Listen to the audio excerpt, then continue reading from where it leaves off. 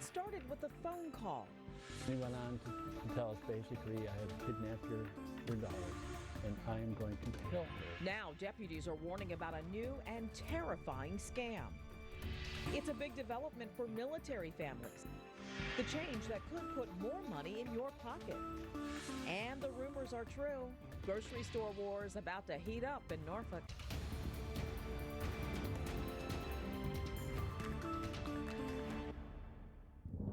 Those stories in a moment, but first, that was one heck of a light show. It was too close for comfort in Norfolk. Watch again as lightning strikes outside of this house in Suburban Acres. And keep in mind, this thing hit at the height of rush hour. A downed branch on I-664 brought this van to a sudden stop. We are staying in storm mode tonight at 11. Thanks for staying up. I'm Nicole Livas. David is enjoying some time off. Well, this should put in perspective how strong this storm actually was. You're looking live now at a buoy pushed from the Elizabeth River and into the Hague in Norfolk. Let's get right to it. We have team coverage. Jeff is analyzing the data gathered from tonight's storm, but we begin with Chanu Her, live in the Neon District in Norfolk with all the problems it started. Chanu? Yeah, Nicole, like right behind me right now at the intersection of Olney and Bush, you can see it's clear now. You see there's a cone in the middle of the road here. All of it is clear now, but earlier today, if you were watching during the 5 o'clock hour, most of this was underwater. I'm standing in the sidewalk right now in the same spot. Earlier in the 5 o'clock show, when I was standing here, the water was almost up to my knees. But the good thing is things are clear, traffic is moving. And earlier, thanks to a lot of people who were here to just help, a lot of other people who were stuck really got in their way eventually. One by one, ended up getting stuck. Drivers who thought they could make it through the Bush and Olney intersection learned that wasn't the best idea. My wife was over here, we're kind of driving by, and she's like, well, let's turn. I'm like, nope, let's just keep on going, just go take it slow. That's how Jonathan Harpster and his family got stuck in the flooding Wednesday, not listening to his wife and trying to push through. People nearby helped push them out, and in turn, Jonathan returned the favor for several others. I think we've pushed, what, 5 cars now? Yeah, I would say 5. And people still keep coming, they're gonna get stuck. Just over there, we kind of drove by, a car was flooding. We just saw someone crying after she opened her door, came here, parked, and pushed her out. Over in Ocean View, it was a similar situation as the heavy rains swept through the area. Except it was tow trucks getting cars out of the road, like those near downtown. Some tested their luck, but for people like Jonathan, who knew how testing your luck could turn out. Don't come on over here, basically. I'm waiting it out. You're waiting it out. There's no good ways out of that parking lot. They'd rather hang tight until the rain passes and flooding goes down, or find another way. All right, Chanu, let's talk a little more about those stalled out cars you saw. It's not just a costly repair bill. There's some serious danger involved. Yeah, absolutely, Nicole. And if you've lived here long enough, you know just how dangerous rains like this can be, how quickly roads like this can flood. Again, quickly, with maybe sometimes even a matter of minutes, roads like this can flood. It takes just 6 inches of water to make you lose control of your car or have your car even stall out. And of course, we saw a lot of that today around the area with the heavy rainfall today. But look at this, things get even more dangerous with a foot of water. That much water can cause a small car to float. 2 feet of water can wash away most vehicles. That's why first responders always issue the warning, turn around, don't drown. Back to you, Nicole. All right, Chanu, I have a feeling a lot of mechanics are going to be busy tomorrow. Well, we are still getting new video into the newsroom. Laura Madden shared this video from Bayview in Norfolk. Modoc Avenue turned into a river, you see there. We saw a lot of scenes like this one tonight, Jeff. Yeah, and a lot of the scenes with people, I'm sure, screaming like the one person in the video of the lightning hitting right outside. At one point, almost 3,000 strikes in, I can't remember if it was 15 minutes or half an hour, but that is a lot of electrical activity. Right now, you can see we actually still have one warning, not even from the same system that we were dealing with earlier. How about tomorrow? Well, we'll be talking about that when I come back.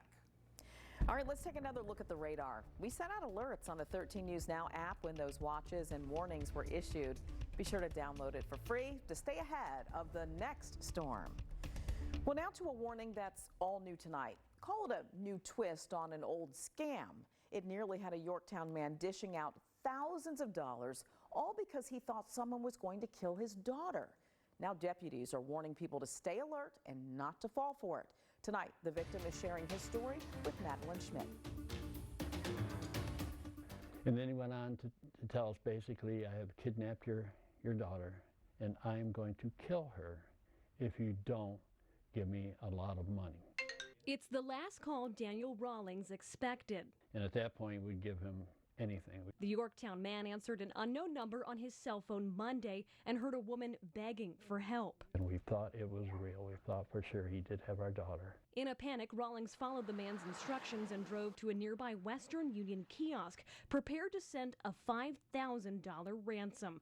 Thankfully, his wife made a call to the York-Poquoson Sheriff's Office on her phone at the same time. We pulled in the Walgreens parking lot, and as soon as we did, 3 sheriff's cars pulled in. Deputies called the daughter's cell. She didn't answer, further terrifying the Rawlings. But then they called her workplace. Is she working tonight? He said, yeah, she's right here. And oh my God, and that was the biggest relief. They were ready to send money, right then. And kind of, you can't blame them. Sheriff J.D. Diggs says this is the second fear-inducing scam just like this in the area since late June, and they don't want anyone else to nearly fall victim. If it wasn't for the deputies, undoubtedly, we would have followed through. These people are pros at this. This is what they do, how they make their living. And so they're very manipulative, they're very convincing. And Madeline is following this story from the newsroom now. Madeline, you talked to Sheriff Diggs today, so what did he say people should look out for when it comes to this? Yeah, well, Nicole, with so many of these scams out there, including this one, the best thing that you can do is simply not answer the phone if you don't recognize the number that's calling you. If it's that important, they will leave a voicemail. But if you do answer, ask questions that only the alleged kidnapping victim could correctly answer. Or, if you can, reach out to that person, maybe by text or social media, to see if you can get a hold of them that way and confirm their safety. Nicole? Okay, Madeline, thank you. Let's get to 3 big stories we are following tonight. A judge tossed charges against the driver accused of hitting State Senator Mamie Locke. The arresting officer didn't show up because he was fired. Justin Shockley was among the Hampton University cops caught up in that social media scandal. Dr. Locke says she's still recovering. Well, she admitted to killing her roommate. Now Nancy Copeland will spend 19 years in prison. She was sentenced today in Virginia Beach.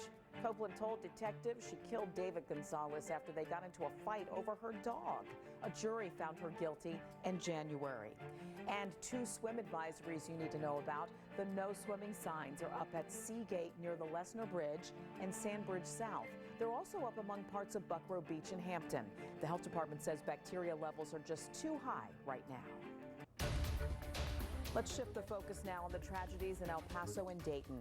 President Trump is back at the White House tonight after visiting both cities. Here are the headlines. The president and first lady met with survivors and their families at hospitals in each city.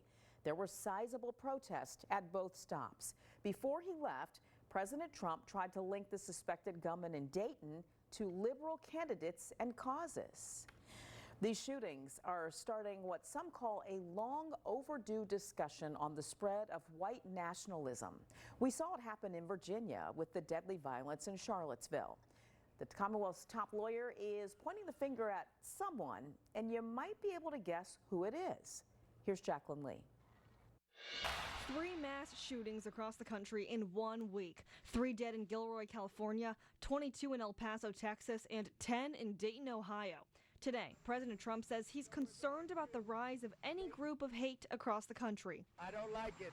Any group of hate, whether it's white supremacy, whether it's any other kind of supremacy, I am very concerned about it.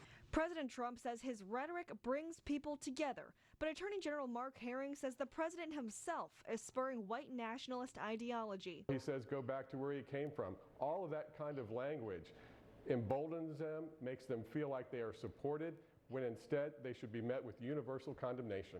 FBI Director Christopher Wray says the FBI has made about 100 arrests regarding domestic terrorists throughout the last 9 months, mostly spurred by white supremacist violence. Attorney General Herring says political leaders need to condemn this.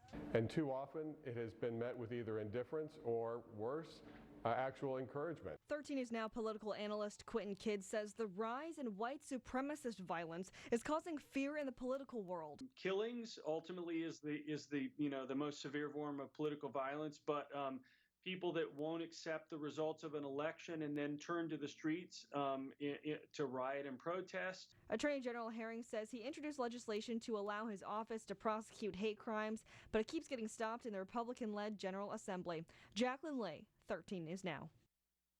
Mission not accomplished. By the time John and I looked at it, it was several $1,000s.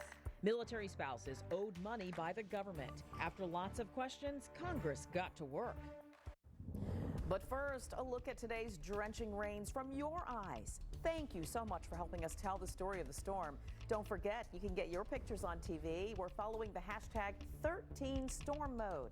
Jeff's updated forecast just minutes away at 11:17 as 13 News Now continues in storm mode.